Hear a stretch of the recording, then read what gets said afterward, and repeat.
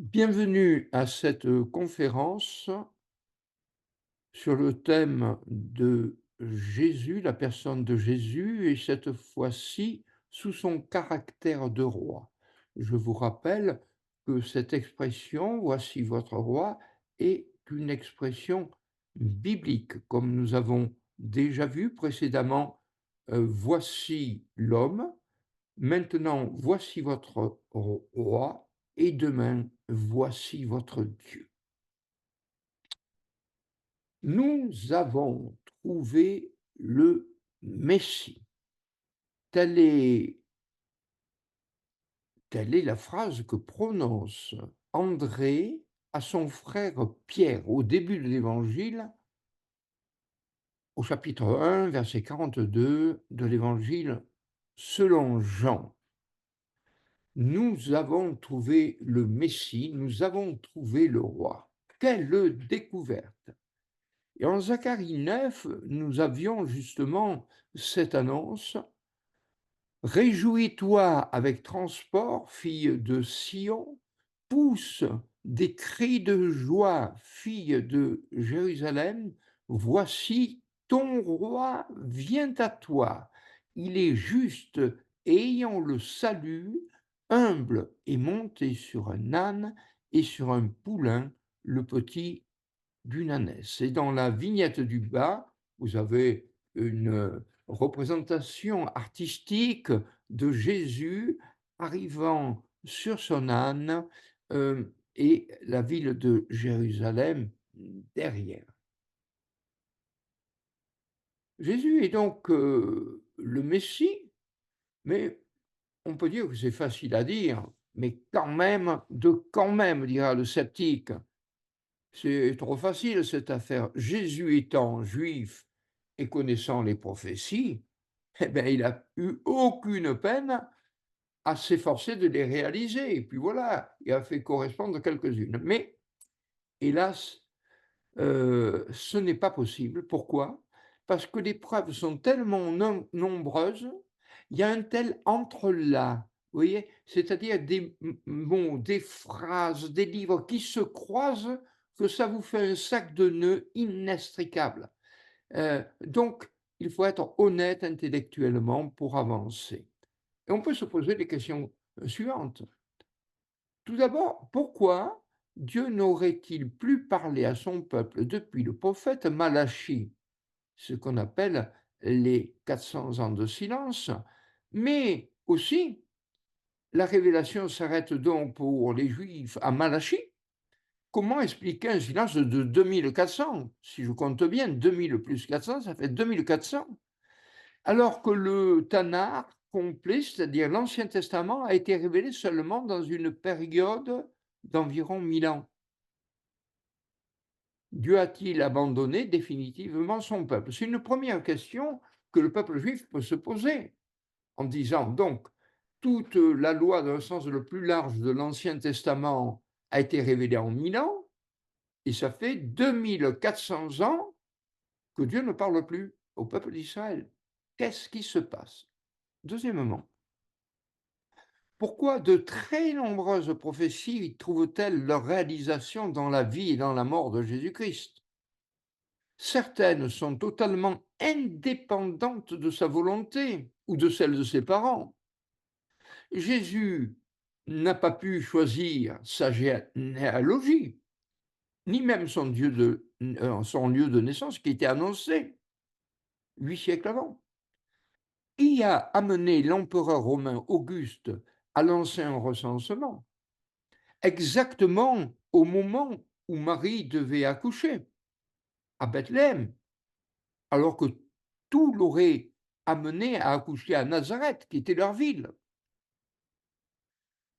Pourquoi le roi Hérode a-t-il tué tous les nourrissons de Bethléem de manière à ce que les parents de Jésus soient obligés de s'enfuir en Égypte pour réaliser une prophétie? J'ai appelé mon fils hors d'Égypte. Oui, encore des choses pour réfléchir. On ne force pas Dieu pour qu'il fasse entendre sa voix sur la terre, disant: celui-ci est mon fils bien-aimé. et ça s'est passé historiquement devant de nombreux témoins.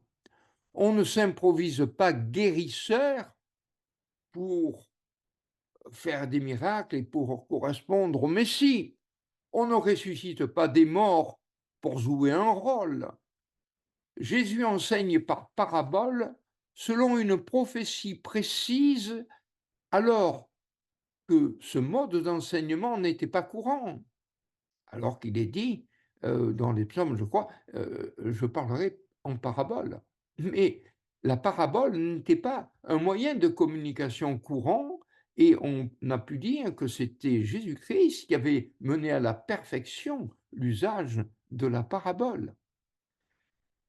Jésus sait à l'avance que Judas va le livrer, mais il le choisit néanmoins comme un de ses disciples. C'est pas trop logique. Qui a suggéré au chef du peuple d'évaluer Jésus à 30 pièces d'argent selon une prophétie faite par le prophète Zacharie 5 siècles avant Jésus-Christ? Jésus sait qu'il va mourir d'une façon cruelle, mais il ne recule pas devant la honte, le mépris, l'injustice et les souffrances. Pourquoi Jésus est-il mort juste pendant la fête de Pâques, alors que les chefs religieux ne le voulaient absolument pas? Eh bien, nous avons la réponse, parce que Christ, notre Pâques, a été sacrifié. C'était lui, l'agneau pascal, et il est mort le jour de Pâques. Et en plus, bien sûr, on n'improvise pas sa résurrection. Ensuite, qui a ordonné la destruction du temple avec des conséquences tragiques pour le peuple d'Israël?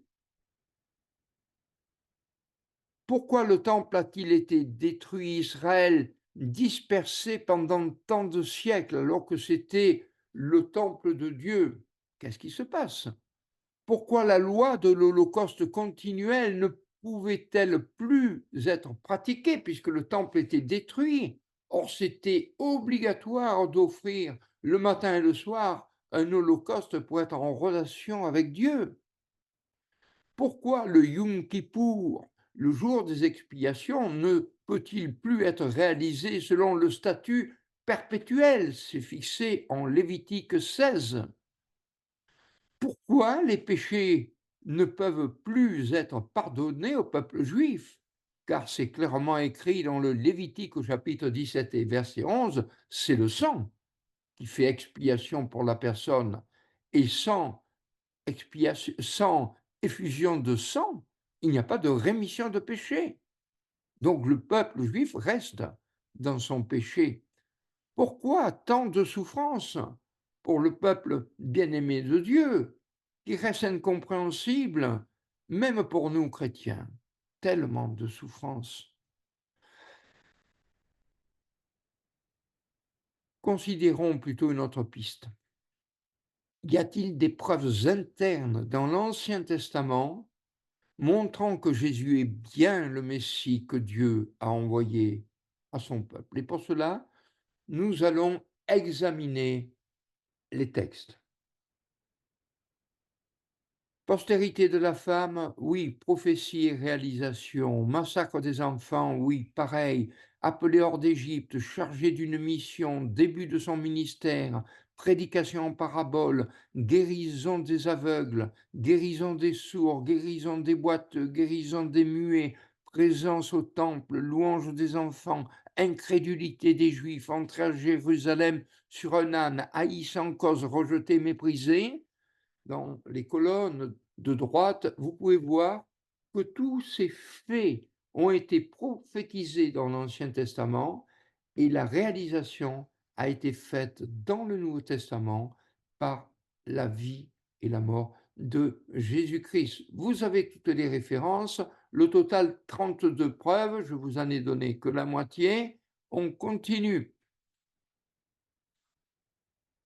Trahi par un ami, vendu 30 pièces d'argent, le prix de la trahison jeté au potier, silencieux devant ses accusateurs, frappés, maltraités, supportant les crachats, crucifiés, vêtements tirés au sort, abreuvés de fiel et de vinaigre, ténèbres en plein jour, percés, aucun os brisé, mort expiatoire, il fut mis dans un tombeau de riche, son ascension au ciel et le don du Saint-Esprit. Total 32. 32 prédictions qui se sont réalisées à la lettre et je pense que ça sera heureux pour vous que vous vérifiez tout ce que je dis. Ceci étant dit, revenons donc à notre sujet avec une introduction. Et la première question que l'on doit se poser, c'est que signifie le mot Messie? Ça vient de l'hébreu makar, du verbe makar, poser la main sur quelqu'un ou quelque chose. Dans les peuples anciens, la consécration est un geste rituel courant. Elle s'opérait par onction d'huile, qu'il s'agisse de personnes ou d'objets, et cette onction était censée conférer tout à la fois, donc trois choses, la purification de la personne, une puissance qui est donnée par l'onction et une protection. Trois nuances. À partir de cela, on peut donner le sens général de personnes choisies, désignées par un rite qui est celui de l'onction. On a vu au début de cette diapositive que ça vient d'un verbe qui veut dire poser la main sur quelqu'un ou quelque chose. Effectivement, si nous sommes tous ensemble et si je pose la main sur l'épaule de Mireille, eh bien, elle- je la désigne et tout le monde va regarder Mireille parce qu'elle a été désignée par ce geste. L'onction pour qui? En Israël, l'onction était le rite du sacré. Alors, encore un mot à définir. Qu'est-ce que c'est qui est sacré? Et sacré, tout ce qui est unique, inhabituel, exceptionnel. Le contraire, c'est ce qui est profane, courant. Donc, c'est tout ce qui se distingue du courant, du banal, de l'ordinaire et du profane. L'onction était donnée aux prêtres pour les désigner et les rendre propres à cette fonction. En Exode 28, verset 41, c'est la première mention de l'onction, introduction dans les fonctions sacerdotales pour le grand prêtre et ses fils. Il est dit, tu loindras pour le sanctifier, sanctifier afin de le mettre à part pour moi, c'est-à-dire afin de me le consacrer. C'était aussi une onction pour une manière qui était utilisée pour désigner les rois. Et vous avez ce dessin en haut, c'est Samuel qui oint David.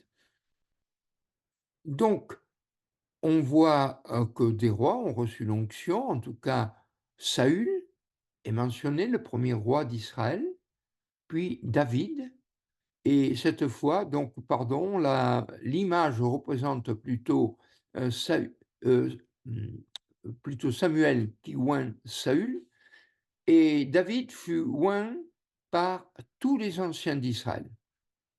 D'où la formule courante dans l'Ancien Testament de loin de Yahweh, appliquée au roi, c'est-à-dire le choisi de l'Éternel.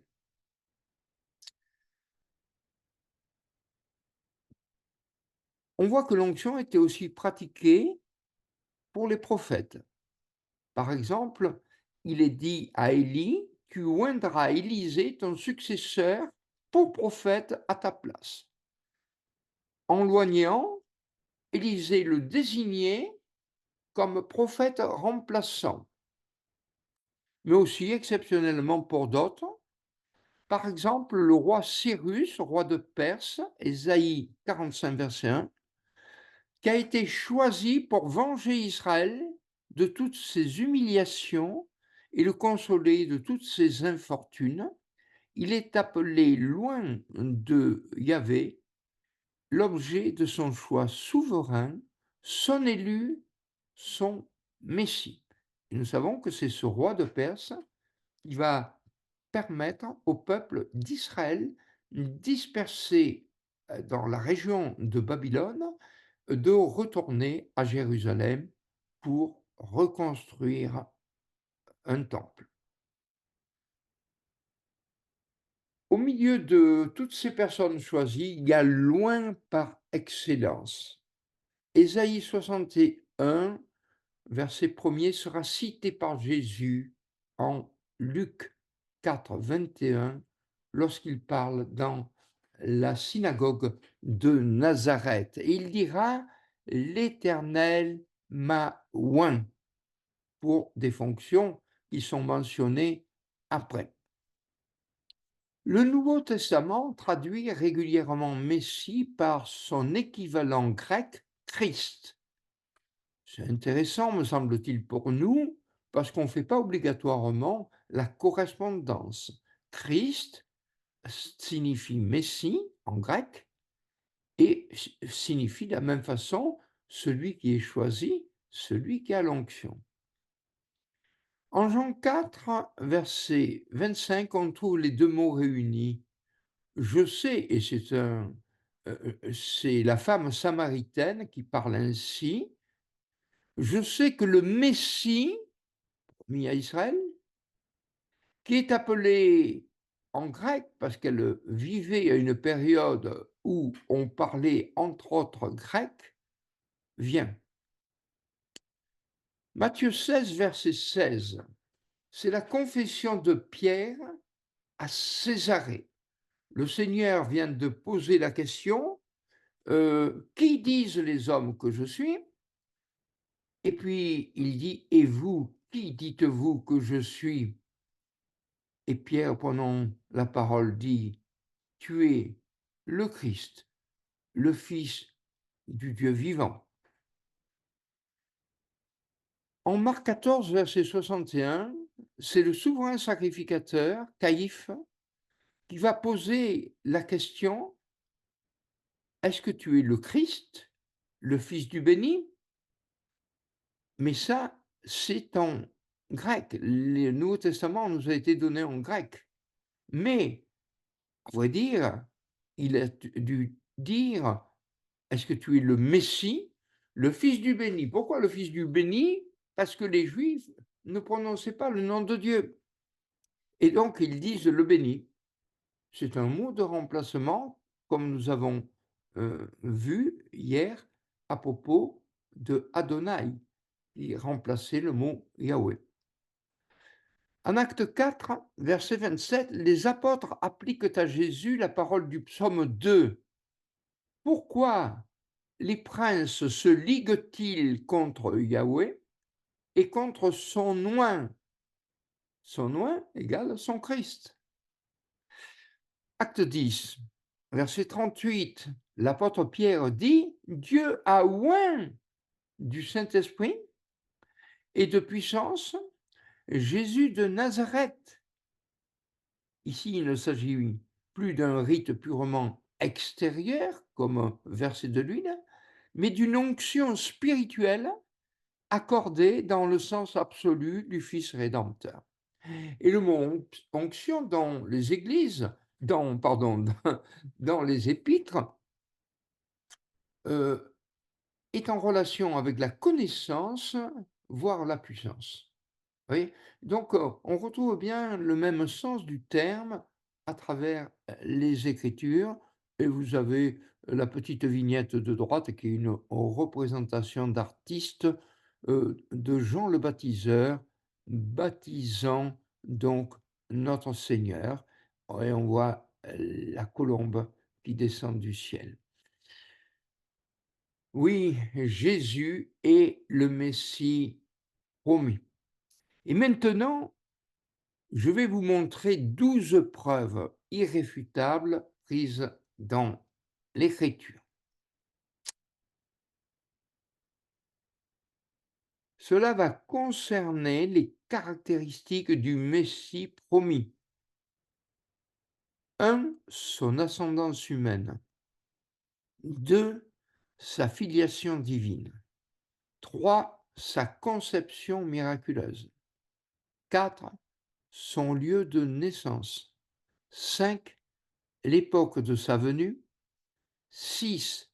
Attendu, reçu, salué par quelques juifs pieux. 7. Sa venue annoncée par un précurseur. 8. Son ministère bienfaisant. 9. Son rejet entraînant la mort. 10. Sa résurrection d'entre les morts. 11. Sa gloire universelle, conséquence de sa mort. 12. Son retour et son règne de 1000 ans. Bien évidemment, nous avons survolé rapidement dans les premières diapositives ces choses. Mais là, je fais un zoom sur 12 points. Vous avez remarqué que les points 11 et 12 sont en bleu. Pourquoi? Parce que si les 10 premiers points ont été réalisés par la venue de Jésus-Christ, les points 11 et 12 sont encore à venir. Oui, nous pouvons dire avec, c'est Philippe qui le dit à Nathanaël, nous avons trouvé celui duquel Moïse a écrit dans la loi et duquel les prophètes ont écrit, Jésus, le fils de Joseph, qui est de Nazareth. Jean 1, 46. Regardons donc le premier point, son ascendance humaine. Bien sûr, je passe assez rapidement, ça mériterait d'y passer un peu plus de temps, mais on est limité quand même. Donc, Genèse 3,15, je vous ai mis les dates, 1500 ans environ, bien sûr, avant Jésus-Christ. Il nous est parlé de la semence de la femme qui brisera la tête du serpent. Au chapitre 22, verset 18, il est dit que toutes les nations de la terre se béniront en la semence d'Abraham.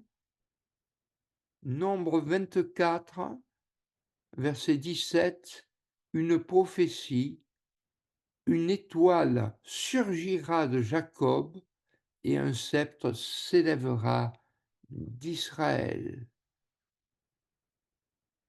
Genèse 49, 10, le sceptre ne se retirera point de Juda jusqu'à ce que le Shiloh, le Messie, vienne, et à lui sera l'obéissance des peuples.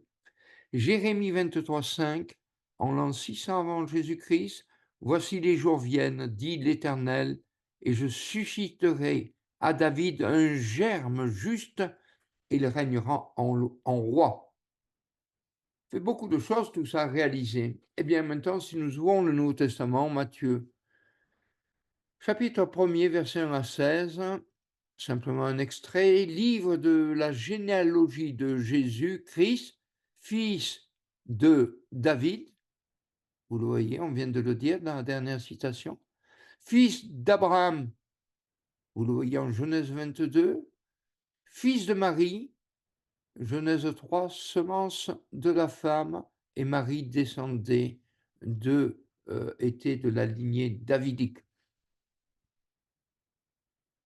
Luc 3, verset 34. Jésus lui-même commençait d'avoir environ 30 ans, étant, comme on l'estimait, fils de David. Hop, nous reprenons Jérémie 23. Fils de Judas, Genèse 49. Fils de Jacob, Nombre 24. Fils d'Abraham, Genèse 22. Matthieu 6, verset 3, celui-ci n'est-il pas le charpentier, le fils de Marie? Et on retourne à Genèse 3, 15, la semence de la femme. Voyons maintenant le point 2, sa filiation, divine. Voici ce qui était annoncé environ en l'an 1000 avant Jésus-Christ par Salomon en Proverbe 30, qui est monté dans les cieux et qui en est descendu, qui a rassemblé le vent dans le creux de ses mains, qui a serré les eaux dans un manteau, qui a établi toutes les bornes de la terre. La réponse naturelle, c'est Dieu. Mais là, il est dit quel est son nom et quel est le nom de son fils, si tu le sais. Chose extraordinaire, puisque dans Colossiens, il nous est dit que celui qui a fait toutes choses, c'est le Fils. Eh oui, c'est le Fils qui a fait toutes choses. Psaume 2, verset 7. Je raconterai le décret, l'Éternel m'a dit, tu es mon Fils, aujourd'hui je t'ai engendré, demande-moi, et je te donnerai les nations pour héritage et pour ta possession, les bouts de la terre, tu les briseras avec un sceptre de fer comme un vase de potier, tu les mettras en pièces. Bon, il s'agit de toute évidence du Messie, n'est-ce pas? Et le Messie est appelé le Fils de Dieu. Ah, donc, regardons la réalisation d'un Nouveau Testament. Luc 1, verset 34. Marie, étonnée par la déclaration de l'ange, dit: comment ceci arrivera-t-il puisque je ne connais pas d'homme? Et l'ange Gabriel lui dit: l'Esprit Saint viendra sur toi, et la puissance du Très-Haut te couvrira de son ombre. C'est pourquoi celui qui naîtra saint sera appelé Fils de Dieu. Matthieu 1, verset 21. Un ange dit à Joseph: tu appelleras son nom Jésus. Il sera appelé Fils de Dieu selon le psaume 2. Tu appelleras son nom Jésus. Quel est le nom de son fils? Oui, le nom de son fils, c'est Jésus.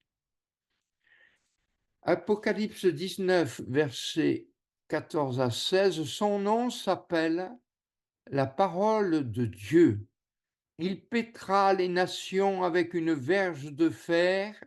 Je vous renvoie au psaume 2, tu les briseras avec un sceptre de fer. Il a sur son vêtement et sur sa cuisse un nom écrit, Roi des rois. Oui, le roi à venir, le roi annoncé, et celui qui s'appelle la parole de Dieu, et celui qui s'appelle la parole de Dieu, c'est Jésus. Merveilleuse révélation divine. Troisième point, sa conception miraculeuse. Nous sommes là environ au milieu du 8e siècle avant Jésus-Christ. Ésaïe 7, versets 14 et 9, 5. C'est pourquoi le Seigneur, lui, vous donnera un signe. Voici la Vierge concevra, elle enfantera un fils, et on appellera son nom Emmanuel. Ah, en Ésaïe 9, car un enfant nous est né, un fils nous a été donné, et le gouvernement sera sur son épaule, et on appellera son nom merveilleux, conseiller, Dieu fort, Père du siècle, Prince de paix. Voici des déclarations qui ne pouvaient amener que l'interrogation pour un juif. Voyons ce qu'il en est dit dans le Nouveau Testament. On regarde en Matthieu, au chapitre 1er et dans les versets 20 à 23.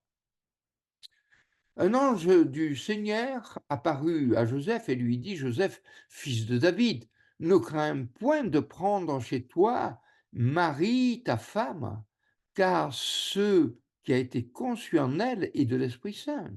Elle enfantera un fils, tu l'appelleras du nom de Jésus, ce qui veut dire Yahvé Sauveur, car c'est lui qui sauvera son peuple de leurs péchés. Or, tout ceci arriva afin que soit accompli ce que le Seigneur avait dit par le prophète. Voici, la Vierge sera enceinte et enfantera un fils, et on l'appellera du nom d'Emmanuel, qui se traduit Dieu avec nous. Oh, quelle merveille! Oui, dans le nom de Jésus, Yeshua, nous avons Dieu est sauveur. Et avec Emmanuel, nous avons Dieu est avec nous. Et tout cela se réalise dans la personne de Jésus-Christ. En Jésus-Christ, nous avons Dieu avec nous, nous avons le Dieu sauveur dans une seule personne, celui qui, in fine, établira la paix selon la prédiction que nous voyons en Ésaïe 9, prince de paix. Nous verrons cela en fin de présentation. Oui, Gabriel dit aussi à Marie, le Seigneur Dieu lui donnera le trône de David, son père, et il régnera sur la maison de Jacob à toujours. Il sera le prince de paix. Quatrième point, son lieu de naissance. Là, nous sommes 800 ans avant Jésus-Christ, et voilà que le prophète Michée prophétise ceci, en parlant de Bethléem, une petite bourgade.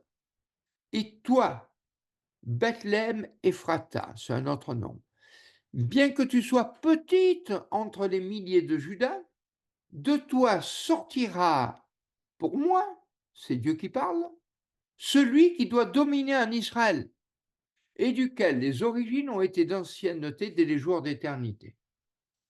Là aussi, il y avait de quoi faire interroger un juif. C'est à Bethléem que doit naître celui qui doit dominer en Israël, c'est-à-dire le roi, le Messie. Et en plus, ce n'est pas simplement un homme, comme pensent les Juifs, mais c'est quelqu'un dont les origines sont dès les jours d'éternité. Alors expliquez-moi là, là, ce n'est pas une créature, dès les jours d'éternité. Dès les jours d'éternité, il y a Dieu, mais dès les jours d'éternité, il y a celui qui doit dominer en Israël, qui est le Fils, et nous le verrons demain. Il est la représentation exacte sur la terre de ce que Dieu est dans le ciel. Regardons dans le Nouveau Testament, Luc 2, versets 4 à 5. Joseph, lui aussi, quittant la ville de Nazareth en Galilée, monta en Judée à la ville appelée Bethléem, parce qu'il était de la maison et de la lignée de David, afin de s'y faire inscrire avec Marie, sa fiancée, qui était enceinte. C'est facile à dire, mais maintenant réfléchissons au contexte. Pourquoi monte-t-il à Bethléem, Gironise? Ben, parce que par hasard, c'était la ville de David. Il y avait un autre hasard, c'est que Dieu avait demandé au grand empereur romain, il arrivait en ces jours-là, qu'un décret fut rendu au bon moment de la part de César Auguste, portant qu'il fût fait un recensement de toute la terre habitée. Et donc, voilà qu'au bon moment, le grand empereur décide de faire un recensement justement en Israël. Et il se trouve qu'il demande à ce qu'on soit enregistré dans sa ville de naissance, ou de la lignée plutôt. Et vu qu'ils étaient tous les deux de la maison et de la lignée de David, il monte, Joseph et sa fiancée qui est enceinte par le Saint-Esprit. Ils montent tous les deux à Bethléem, réalisant ainsi la prophétie de Michée 5. Ça fait beaucoup quand même, cela, n'est-ce pas? Nous lisons donc que 8 siècles avant Jésus-Christ, un prophète se lève pour annoncer de façon précise le lieu de naissance du Messie. Et oui, et en ce jour-là, C'est en ce jour-là qu'un décret fut rendu de la part de César Auguste. Maintenant, considérons le cinquième point, l'époque de sa venue.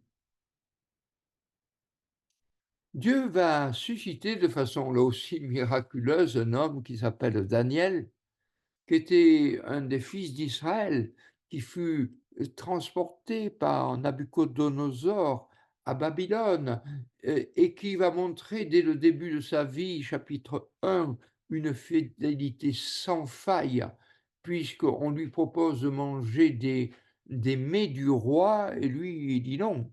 Il dit: «Mais le chef qui était préposé pour leur donner la nourriture, de Nebuchadnezzar, ce qui était un honneur insigne sans aucun doute, eh bien lui il dit: «Non».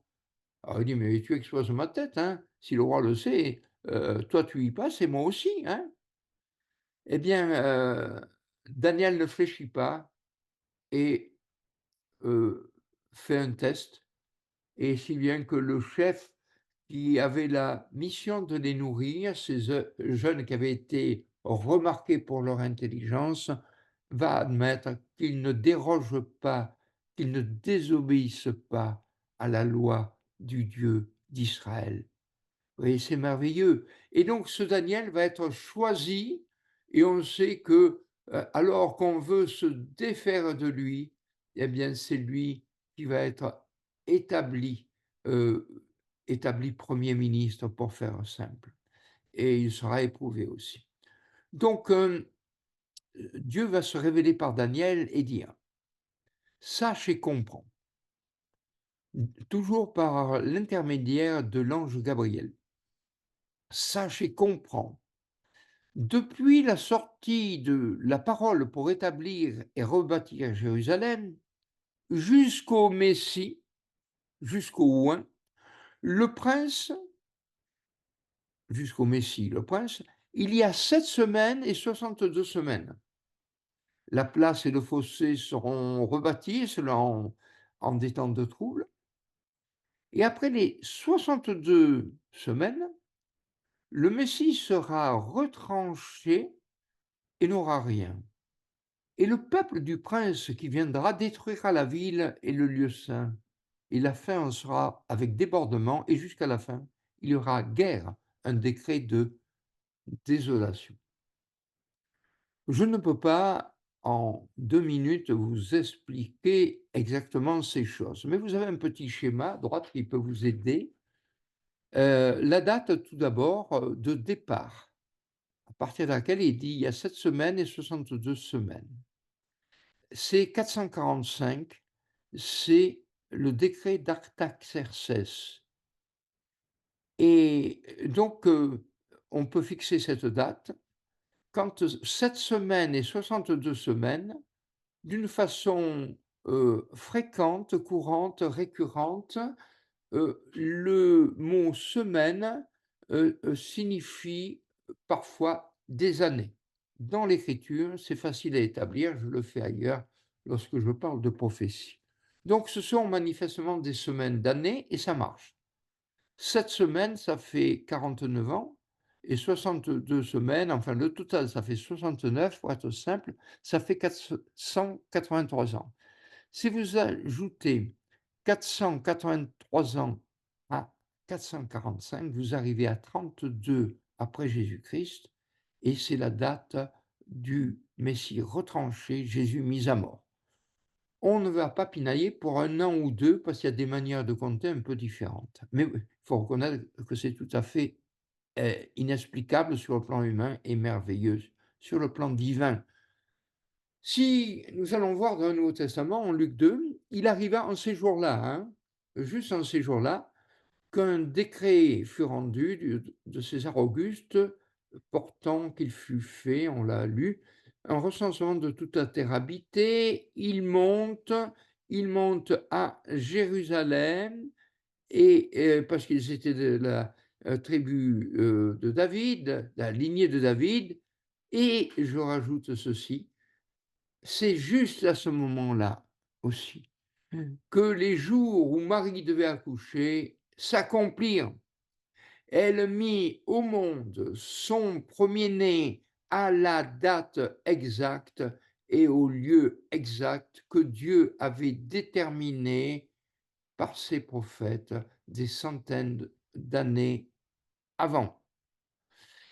À propos du décret de César Auguste, on peut citer Proverbe 21:1, où il nous est dit que le cœur d'un roi, ici d'un empereur, dans la main de l'Éternel et des ruisseaux d'eau. Il l'incline à tout ce qui lui plaît. Et il plaisait à Dieu qu'il fasse cet édit de manière à réaliser à la lettre les prédictions des prophètes. Sixièmement, attendu, reçu, salué par quelques juifs pieux. Eh bien, c'est le début, effectivement, de l'évangile selon Luc.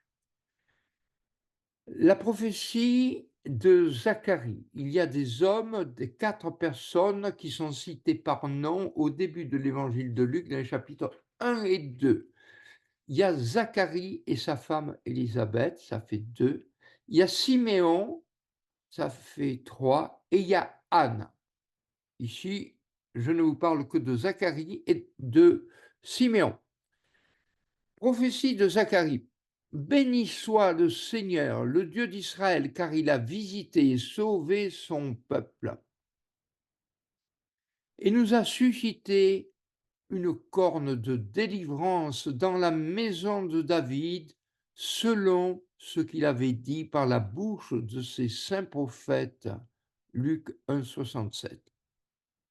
Quant à Siméon, le vieillard, il avait été averti divinement par l'Esprit Saint qu'il ne verrait pas la mort, que premièrement, il n'eût vu le Christ du Seigneur, le Messie du Seigneur, la gloire de ton peuple Israël, un signe que l'on contredira. Luc 2, verset 26.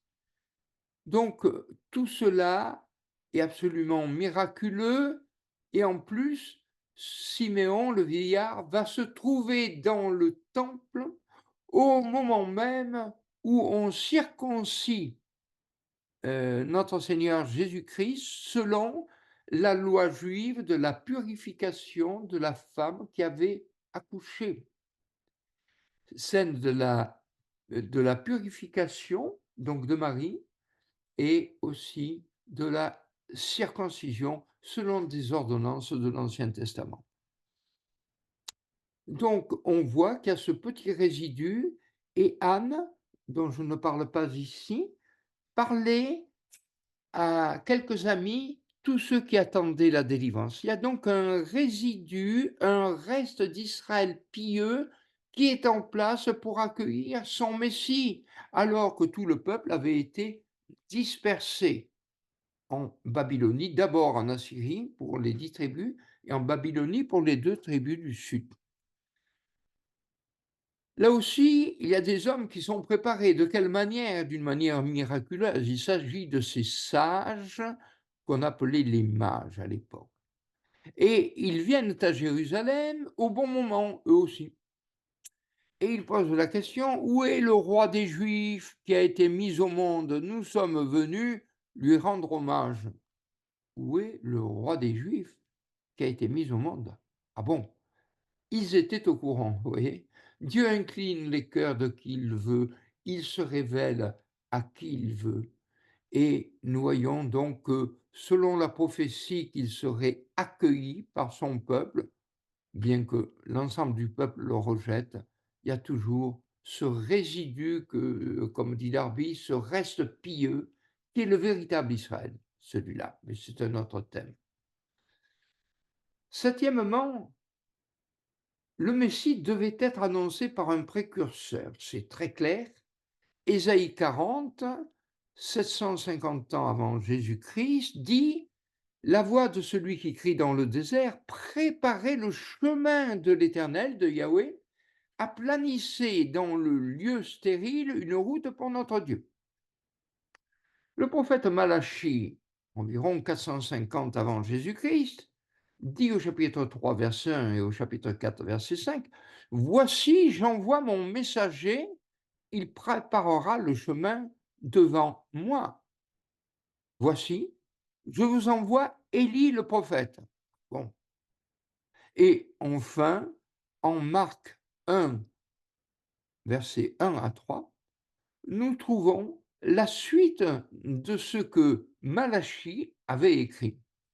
Commencement de l'évangile de Jésus-Christ, Fils de Dieu, comme il est écrit dans Ésaïe le prophète, première citation, voix de celui qui crie dans le désert, préparez le chemin du Seigneur, faites droit ses sentiers. Et là, nous nous interrogeons quand même, parce que dans les deux passages précédents que nous avons lus, c'est un chemin, une route pour notre Dieu, c'est le chemin de l'Éternel, c'est un chemin devant moi, dit Dieu.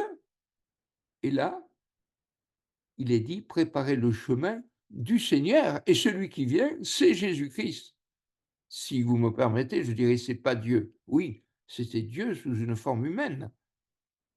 Et tout cela, si vous voulez, se discerne. La divinité de Jésus-Christ se voit à travers tous les passages que les gens, hélas, ignorent. Si nous regardons le Nouveau Testament, à propos du précurseur qui devait arriver, selon Malachie 4,5, je vous envoie Élie le prophète, il nous est dit qu'il y eut un homme envoyé de Dieu, son nom était Jean.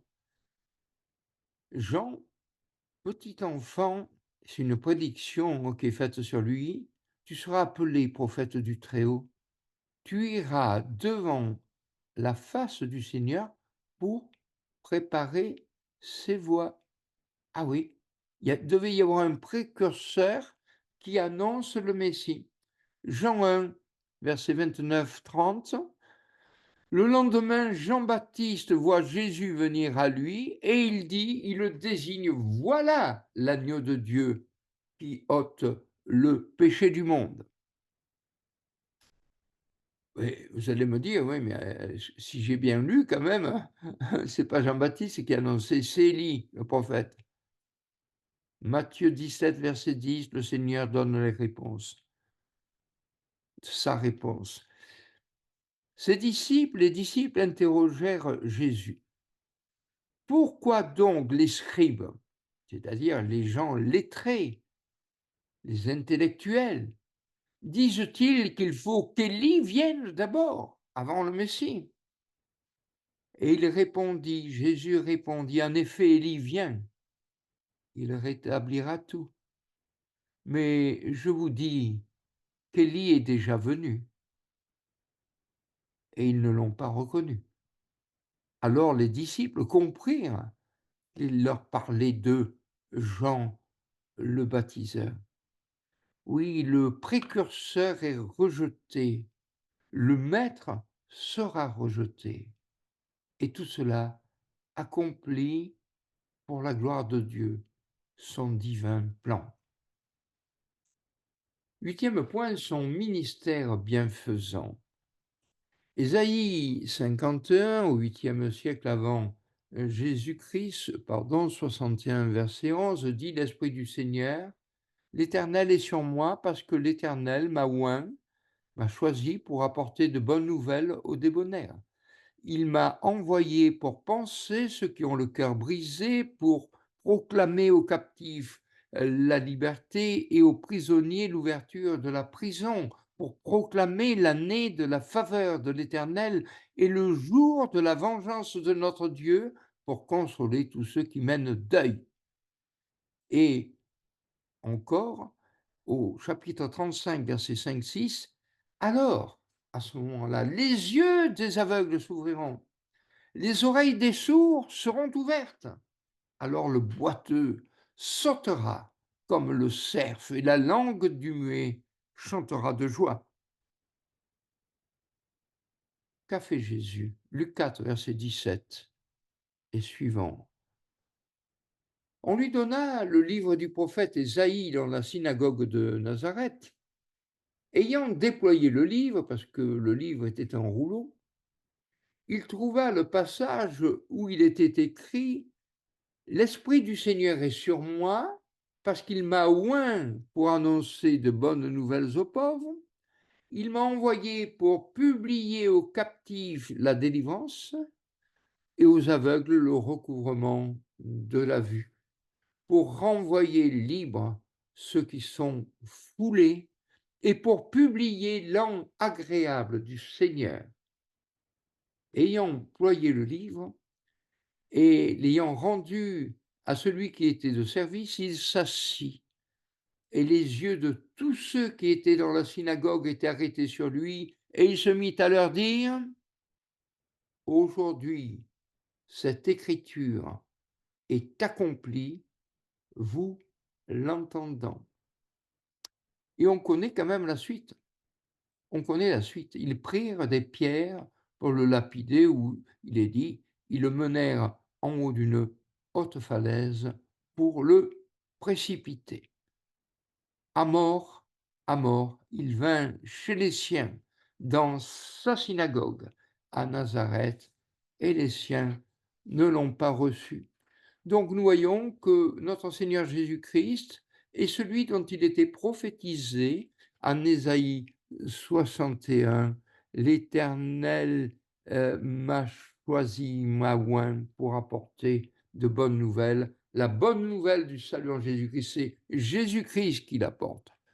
J'ai mis en vers cette phrase qui se trouve dans la prophétie d'Ésaïe 61, et le jour de la vengeance de notre Dieu, merveilleux sauveur. Il saute cette phrase parce que il était venu pour, en grâce, pour proclamer que c'était possible que le royaume s'établisse à une condition qu'il soit accepté. Mais il savait qu'il ne serait pas accepté et que le jugement serait différé jusqu'à la fin. Nous le verrons un peu plus tard. Voilà, perfection divine de notre Seigneur Jésus-Christ. Quant au fait que les yeux des aveugles s'ouvriront, si nous connaissons l'Évangile, nous savons que le Seigneur a guéri beaucoup d'aveugles. Et quant à ceux-mêmes qui sont courbés, il nous est parlé aussi des boiteux, et ceux qui sont courbés, eh bien, le psaume 146 disait au verset 8, l'Éternel ouvre les yeux des aveugles, l'Éternel relève ceux qui sont courbés, l'Éternel aime les justes. Nous savons que le Seigneur releva, entre autres, cette femme qui était courbée et que le diable avait liée, et il la délivre en faisant un miracle. Oui, Jésus est bien le Messie promis, celui qui correspond en tout, si ce n'est qu'il diffère le jugement parce qu'il était venu en grâce. Voilà d'ailleurs l'image, une représentation de cette femme courbée dont nous parle l'Évangile. Neuvième point, son rejet entraînant la mort. Genèse 3, verset 15, environ 4000 ans, bien que Moïse l'ait écrit plus tard, ça se réfère à 4000 ans avant Jésus-Christ. Dieu dit au serpent, la semence de la femme te brisera la tête et tu lui briseras le talon. Ah, ah, c'est énigmatique, bien évidemment. Un a la tête brisée, c'est-à-dire c'est la mort, c'est le serpent. Et la semence de la femme sera quand même marquée, puisque briser le talon, c'est difficile, ça fait souffrir. C'est une image de souffrance morale et physique et spirituelle que le Seigneur endura sur la terre. Psaume 22, 1000 ans avant Jésus-Christ, versets 1 à 7, 8 et verset 15. Mon Dieu, pourquoi m'as-tu abandonné? Tous ceux qui me voient se moquent de moi, ils ouvrent la bouche, ils hochent la tête, ils se confient en l'Éternel, qu'il le fasse échapper, qu'il le délivre, car il prend son plaisir en lui. Tu m'as mis dans la poussière de la mort. Donc, il y aura un homme sur la terre qui serait abandonné de Dieu. Et pourtant, le même David dit au psaume 17, si je ne me trompe pas, on n'a jamais vu le juste abandonné. Paradoxe, Jésus était juste. Il y a un problème. Tout cela ne trouve sa réalisation que dans la personne du Seigneur Jésus. Il a été le juste, et c'est parce qu'il était juste qu'il a été abandonné afin qu'il puisse se substituer à nous. L'Écriture dit qu'il est mort, lui le juste, pour nous injustes, afin de nous amener à Dieu. Matthieu 27, verset 39, et ceux qui passaient par là l'injuriaient, hochant la tête, disant: toi qui détruis le temple et qui le bâtis en 3 jours, sauve-toi toi-même. Si tu es le Fils de Dieu, descends de la croix. Il a sauvé les autres, il ne peut pas se sauver lui-même. S'il est le roi d'Israël, qu'il descende maintenant de la croix, et nous croirons en lui. Il s'est confié en Dieu, qu'il le délivre maintenant, s'il tient à lui, car il a dit: je suis fils de Dieu. Et vers la 9e heure, Jésus s'écria d'une forte voix, disant: Élie, Élie, lama sabachthani, c'est-à-dire mon Dieu, pourquoi m'as-tu abandonné? Une fois encore, nous nous trouvons placés devant ce spectacle émouvant de la croix. Certes, c'était écrit et décrit dans le psaume 22, mais voyez aussi le psaume 69.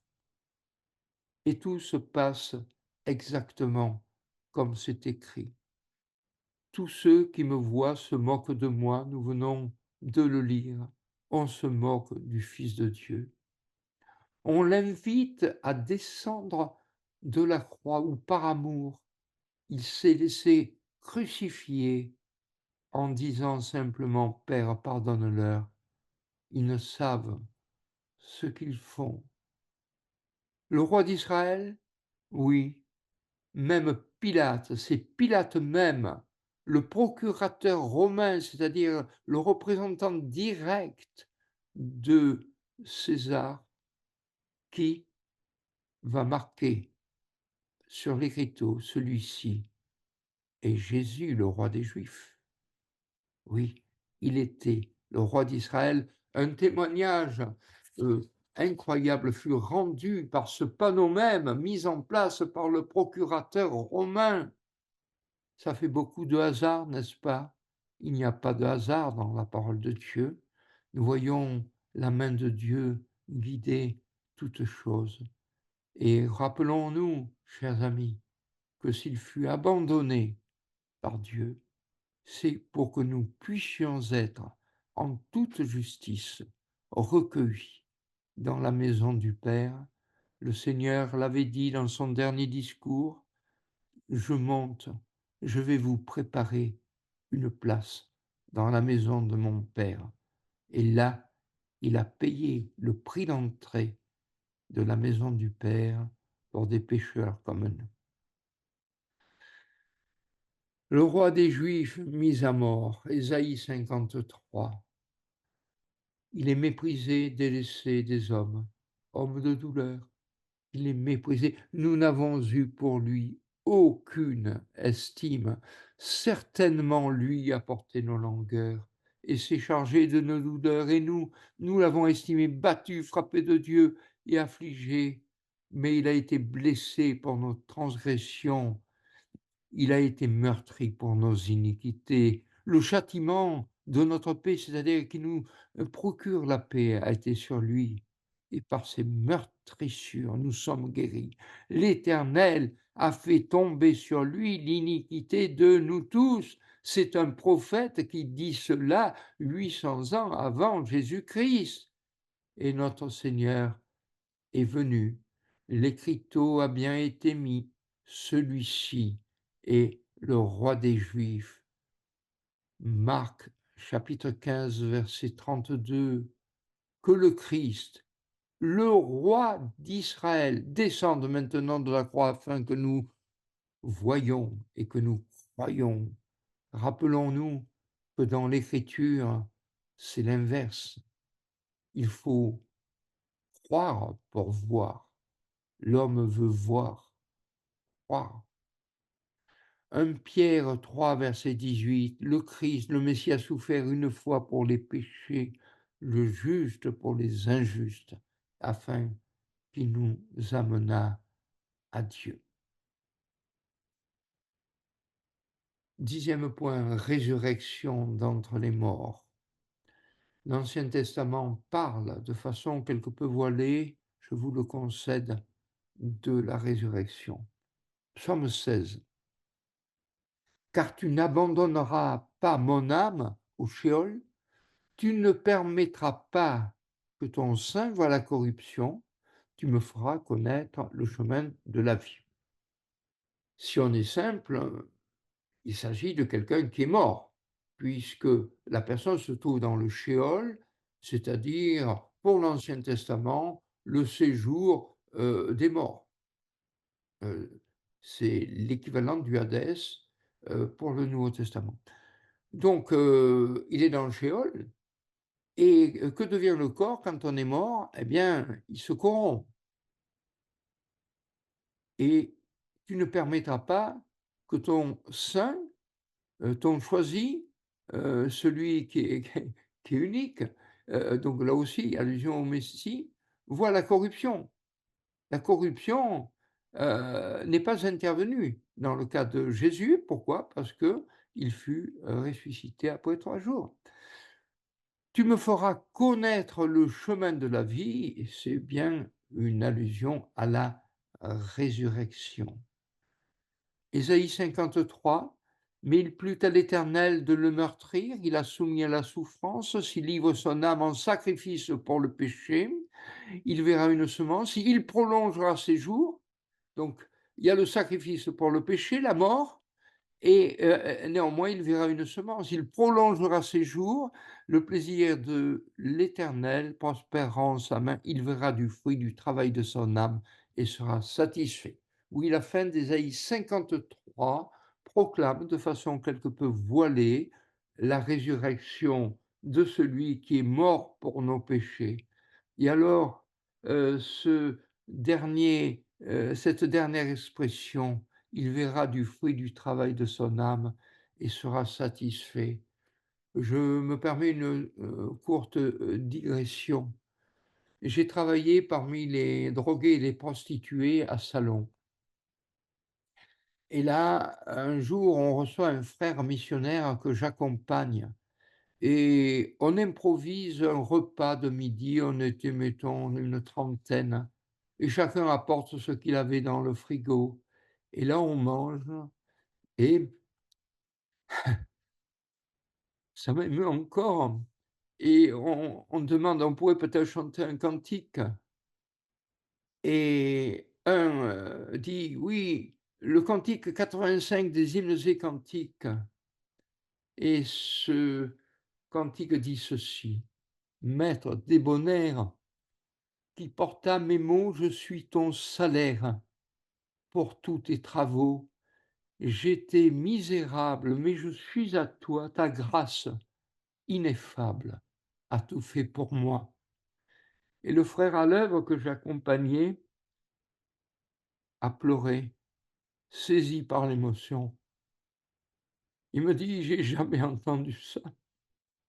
C'était des ex-prostituées, des ex-drogués, des dealers aussi, qui étaient là et qui chantaient: «Maître débonnaire, qui porta ou qui a porté mes maux, je suis ton salaire, ta récompense pour tous tes travaux».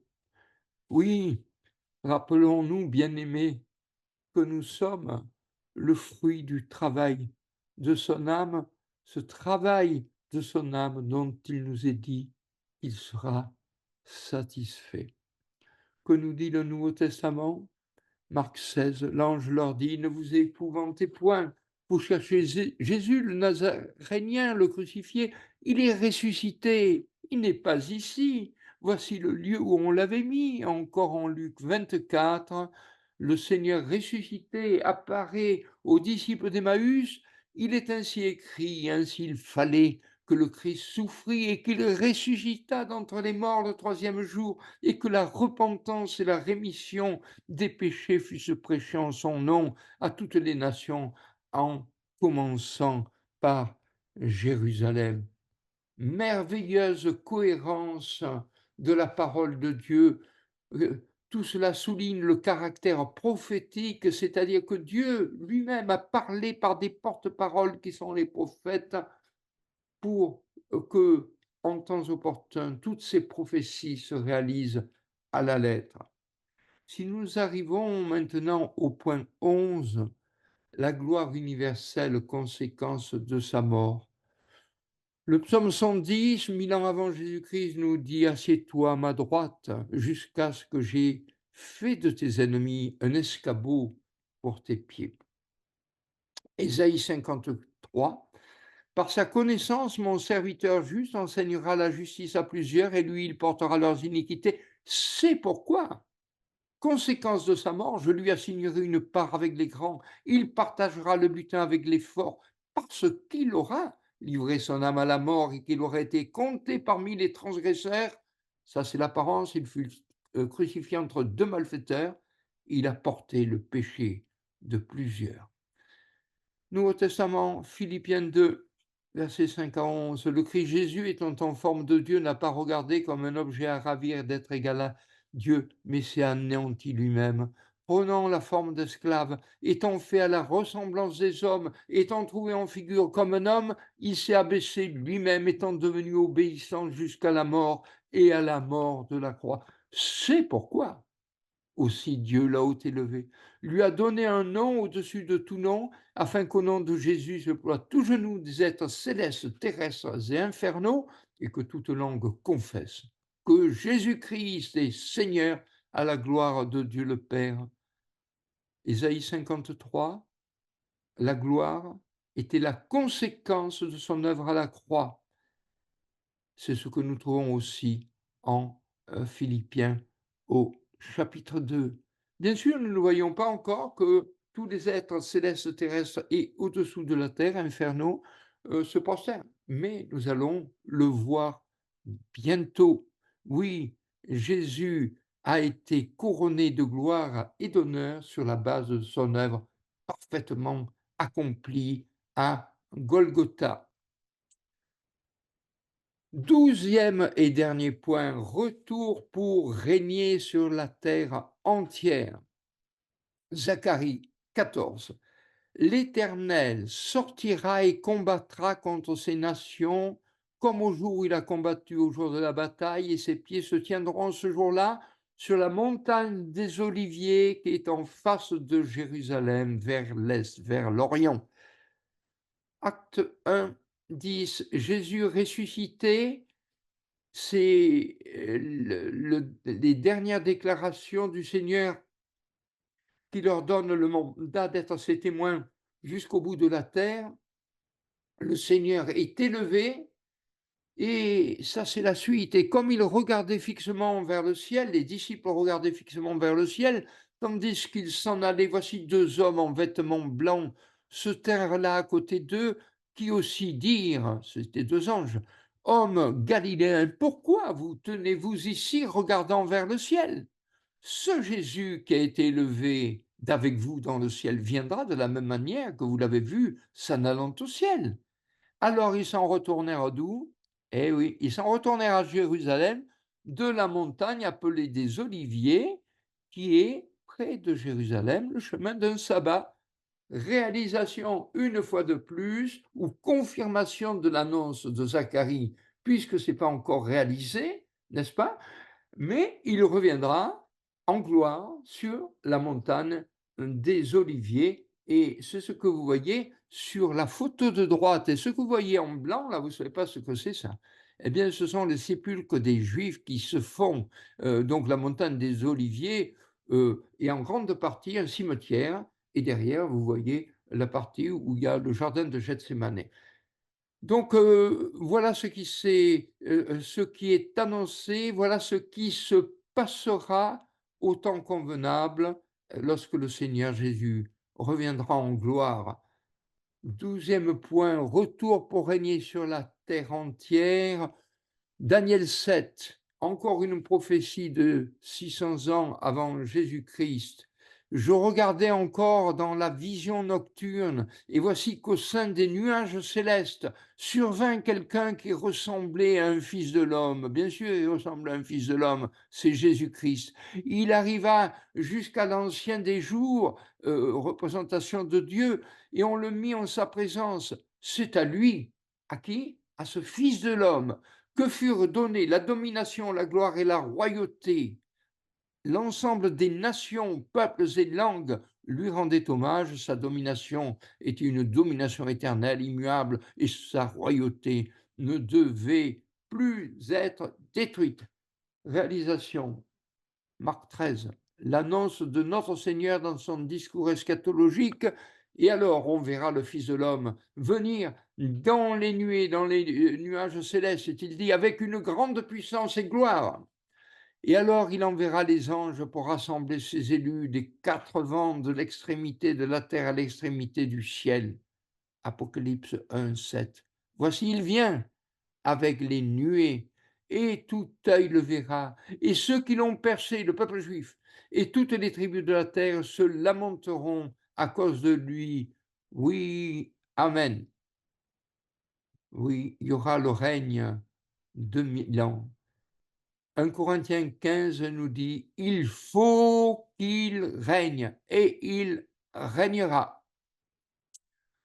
Ésaïe 24, l'Éternel des armées régnera en la montagne de Sion et à Jérusalem. Ésaïe 60, verset 14, Jérusalem, la ville de l'Éternel, la Sion du Saint d'Israël, l'Éternel sera ta lumière à toujours. Ésaïe 12, verset 6, pousse des cris de joie et exulte, habitante de Sion, car grand au milieu de toi est le Saint d'Israël. Et nous complétons avec le Nouveau Testament, Luc 1, tu enfanteras un fils, tu appelleras son nom Jésus, il sera grand et sera appelé le Fils du Très-Haut, et le Seigneur Dieu lui donnera le trône de David son père, et il régnera sur la maison de Jacob à toujours. Matthieu 5, 35. Jérusalem, la ville du grand roi. Apocalypse 21, la cité n'a pas besoin de soleil ni de la lune pour l'éclairer, car la gloire de Dieu l'a illuminée, et l'agneau est sa lampe. L'Éternel est ta lumière, l'agneau est sa lampe. L'Éternel régnera, Jésus régnera, il sera grand, il sera appelé Fils du Très-Haut. Oui, au milieu de toi, grand sera le Saint d'Israël, le Messie. Conclusion.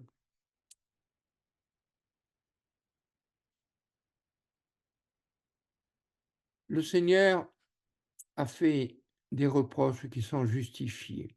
Il disait aux Juifs, vous sondez les Écritures, car vous estimez avoir en elles la vie éternelle. Ce sont elles qui rendent témoignage de moi, et nous venons de le voir. Un Juif ne peut pas ne pas voir tout ce qui est écrit. Le problème est là, vous ne voulez pas venir à moi pour avoir la vie. Les reproches du Seigneur après sa résurrection, et je me suis permis de prendre cette traduction un peu particulière faite par un juif, Chouraki. Yeshua a dit, insensé, cœur lent à adhérer à ce qu'ont dit les inspirés, les prophètes, le Messie ne devait-il pas souffrir tout cela pour entrer dans sa gloire? Oui, il fallait accomplir tout ce qui est écrit dans la Torah, la loi de Moshe, de Moïse, dans les inspirés, dans les prophètes, dans les louanges, c'est-à-dire les psaumes, à mon sujet. Je continue, Chouraki, celui-ci, Yeshua le Messie, Étant la pierre méprisée par vous, les bâtisseurs, il est devenu la tête d'angle. Le salut ne vient pas d'un autre, ni il ne vient ni ne viendra d'un autre. C'est fait. Non, il n'a pas été donné aux hommes un autre nom sous les ciels par lequel il nous faut être sauvés. Le Seigneur que vous cherchez, voici, il vient, disait Malachie 3:1. La question a été posée par Jean-Baptiste, es-tu celui qui vient? Oui, c'est bien lui. Nous savons que Thomas a douté. Il a douté. Néanmoins, nous connaissons en Jean 20 son histoire. Quand tu lui montres ses mains percées, son côté percé, et lui dit ne sois pas incrédule mais croyant, il tombe à ses pieds en disant enfin mon Seigneur et mon Dieu. Ceux qui veulent des preuves de la divinité de Jésus-Christ, vous les avez ici. Et le Seigneur ne l'a pas repris. Oui, nous savons que le Fils de Dieu est venu. Oui, c'est lui, c'est bien lui. Il fut annoncé, Jésus, c'est lui qui sauvera son peuple de leurs péchés. Il fut choisi, c'est lui que le Père Dieu a scellé. Jean 6, il fut manifesté. Crois-tu au Fils de Dieu? Et tu l'as vu, et celui qui te parle, c'est lui. Jean 9, livré, celui que je baiserai, c'est lui, saisissez-le. Matthieu 26, vainqueur, c'est lui que Dieu a exalté par sa droite, prince et sauveur. Juge, c'est lui qui établit le Dieu, juge des vivants et des morts. Acte 10. Notre paix, c'est lui qui est notre paix. Éphésiens 2, verset 14, c'est lui qui est venu, c'est Jésus, le Messie. 1 Jean 5, verset 6.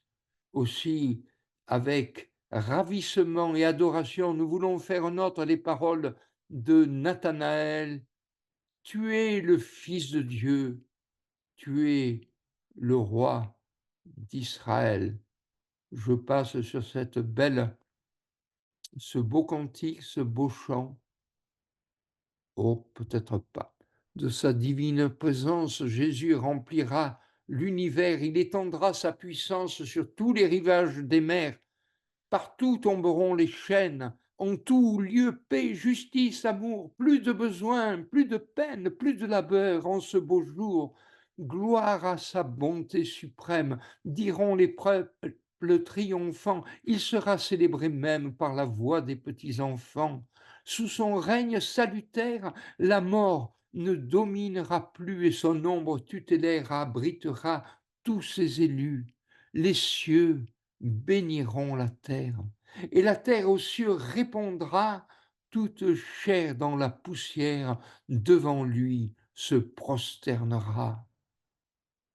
Il vient avec les nuées, et tout œil le verra. Sur sa tête, il y a plusieurs diadèmes, sur son vêtement, un nom écrit, roi des rois.